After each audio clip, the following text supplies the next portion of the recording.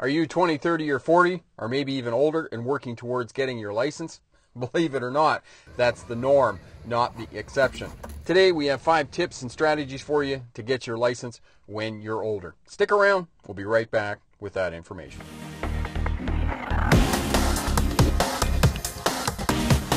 Tip number 1, just do it. Like Nike says, go and get your driver's license because you're going to be older. You might as well be older with a driver's license and a sense of accomplishment. On the other hand, driving and knowing how to drive and being able to drive on your own is incredibly empowering. It gives you a sense of confidence. It gives you a sense of freedom. There are so many things that you can do. And if you're older and you've been living in a large metropolitan with good transit systems, now you can drive out to the country and other places and visit your friends and whatnot. Of course, after all this craziness of the pandemic is over, it's empowering.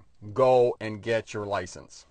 Number 2, overcoming anxiety and fear. Yes, you have some fear and trepidation because maybe you're older and you're getting a license because you were living in a city and you were taking public transit. It was really good, and now you have to get your license because you're moving away from the city, or you got another job and you have to have a license, or you had a spouse that was driving you around and the spouse passed away, or you got divorced, or what happened.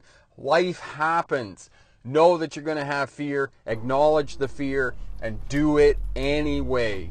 As FDR, my favorite president in the United States, Franklin Delano Roosevelt, said, the only thing that we have to fear is fear itself. And for more tips on overcoming fear and anxiety, look at the card up in the corner here and you can see the full video on tips and strategies to overcome fear and anxiety. Tip number 3, expectations.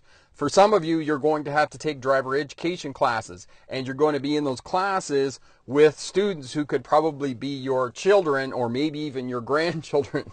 But know that that's going to happen. Expect that. Use the teenagers as a community, people that you can rely on and study with and get help from. So have that as a sense of community, and that's really going to help you learn as well. And know that for some of you, it's going to take you longer. For every 10 years that you're over 25 years old, it's going to take you approximately 10 hours more. So don't be comparing yourself to these younger students who are just picking up and going out and learning how to drive within 30 or 40 hours. It may take you a little bit more time.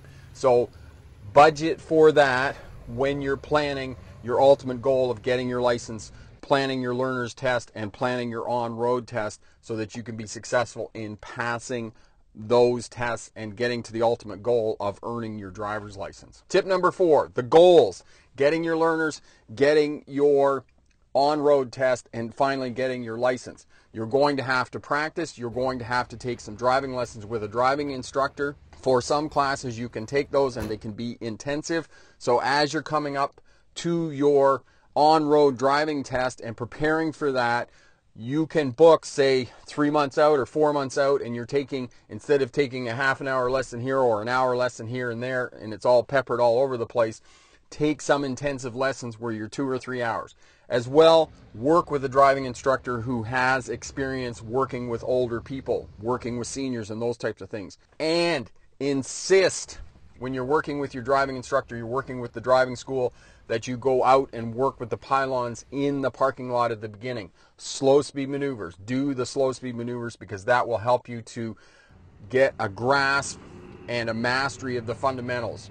The primary controls on the vehicle, the steering wheel, the brake, and the throttle, as well where the vehicle is in space and place. So insist on that when you're setting your goals and planning out your learning journey and how you're going to get from here where you are now to where you want to be of finally getting your license.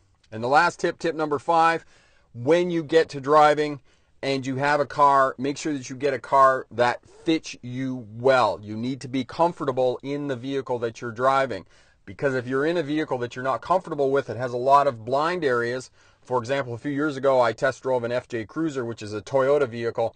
It had enormous blind areas. I did not feel comfortable in that vehicle, so I wouldn't buy that vehicle. And for you as an older learner driver, you have more resources. At least we hope you have more resources because you're learning how to drive and buying a car and those types of things. So pick one that works for you. Don't settle, right? Don't buy a hot sports car because you think that it looks great. You're going to look awesome in it. Buy something that you feel comfortable driving, that you feel comfortable maneuvering through parking lots and doing slow speed maneuvers and whatnot.